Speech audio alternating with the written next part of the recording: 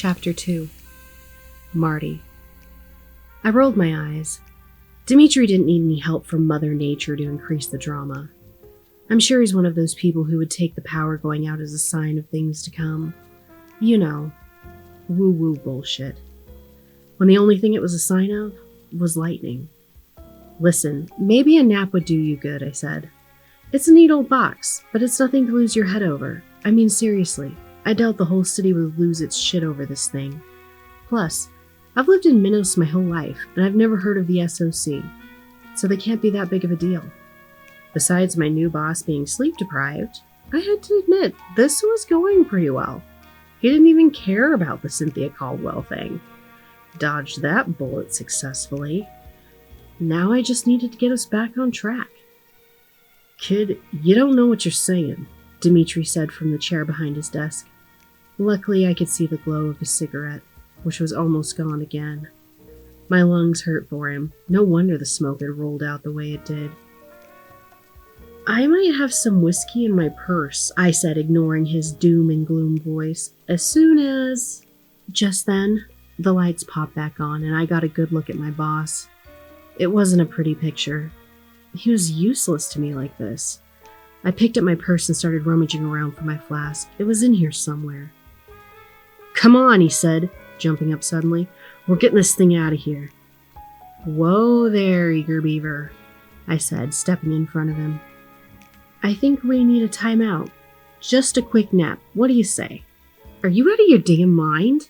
He asked me and tried to push me out of the way. Stay here if you wanna, but I'm getting this thing out of here now. Humor me for one more minute, I said, holding my ground. If we just toss this in the ocean, will that solve everything, or will the city still go nuts? I don't know any myths surrounding this thing, so maybe you could explain it to me. I'll even go grab us some coffees from around the corner. How does that sound? I don't think we should be rushing into anything here. He stopped at this and considered what I was saying. The crazy in his eyes seemed to dial it down a notch. His eyes shifted from one end of the room to the other, still searching for unfamiliar shadows. But he nodded and returned to his chair. He lit another cigarette and said, All right, maybe this requires a bit more thought. Why don't you go get those coffees? You got it, boss, I said perkily, and got myself out the door. The D Club was just around the corner, and I could grab us some breakfast and Black Russians to go. After I placed the order for our drinks, eggs, and toast, I sat down and perused the paper I was still carrying. I felt a little guilty about the Caldwell woman. I should have told her a different story, or just told her to get over it and find someone else. It never occurred to me she would kill him. She was so dainty, and it took some grit to plug someone. Hell, I even respected her a little more for it. I was gone a total of 30 minutes. When I got back, Demetri was still staring at the box like it was going to come to life and stab him any second. I handed him his Black Russian. He took a whiff and nodded approvingly. I set up breakfast the best I could on his desk. Somehow he destroyed all my earlier efforts to organize him. All right, tell me about this labyrinth, I said. Demetri, what was it with this dame? Never heard of the Seekers? What, had she been living under a rock? Head buried in the sand? I shook my head at her question. But going this alone would be trouble. An extra pair of eyes and set of hands would do wonders in making it out of this in one piece if it was going to go down the way I thought it would. Look, kid, to start, the Seekers of the Center and this box, I said, pointing at the thing, are like a rat in a maze looking for its cheese. They'll come looking for it. No doubt they already have word that it's in town somewhere.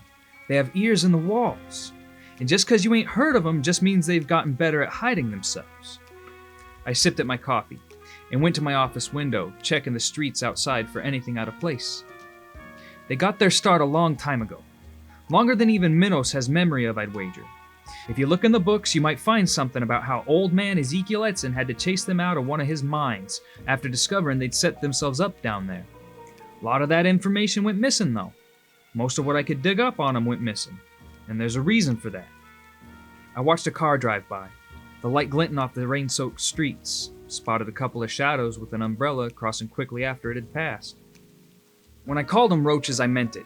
Can't get rid of them. And where you find one, there's always more, and they got their filthy hands in everything. If you believe they're there or not, they're there. I heard the kid munching on her toast, nibbling at it as she listened to me. Even without looking at her, I could tell she didn't believe me. The air that came off her said it all. Old Demetri Bolton was off his rocker and needed some shut-eye. And maybe I did, sure enough.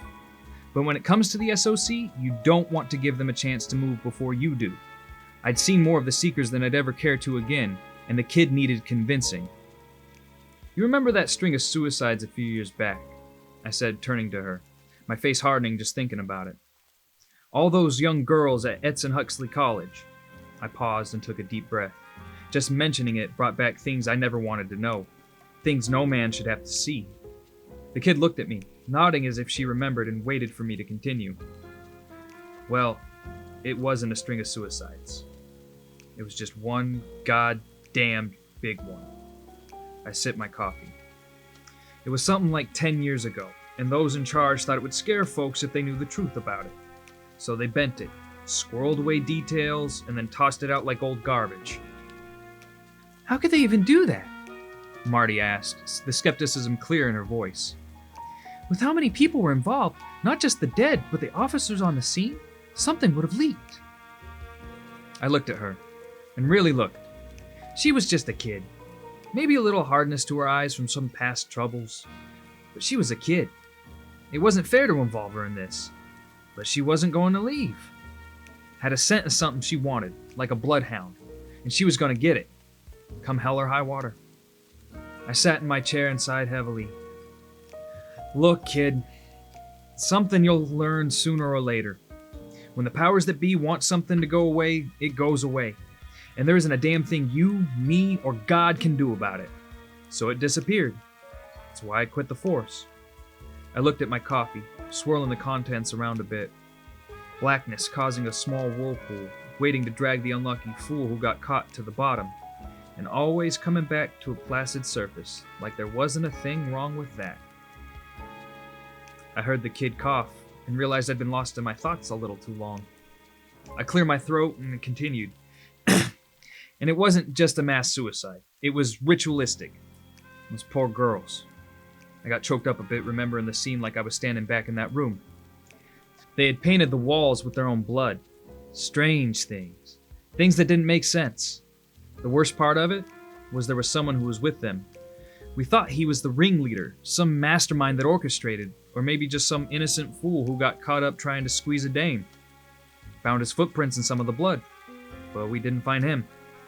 I slammed my coffee on the desk, spilling its contents on some papers, and stood up. Before we were able to start asking around about it, we got the order to shut it down. Keep everything hush-hush or be thrown to the dogs. I wouldn't take that, so I left, with the promise that if I spoke out, there wouldn't be much left of me when the dogs had had their way. I looked up at the kid, stared right at her eyes, trying to get a read on her. Either I was off my game or the kid was a cool player. She didn't give anything away. I shook my head. We found some SOC materials with them, writings and such, all over the room. 12 girls dead, bled out, one missing suspect, and me on my own hunting that bastard for years, with nothing to show for it until now, in that box. I picked up the gift to Minos and stared at it. That's how I know about this box, kid. I did a lot of digging, got my hands dirtier than most would have nightmares about. Probably why the damn thing found its way to me in the first place. I let out a dry laugh, collapsing back into my chair and lighting another cigarette.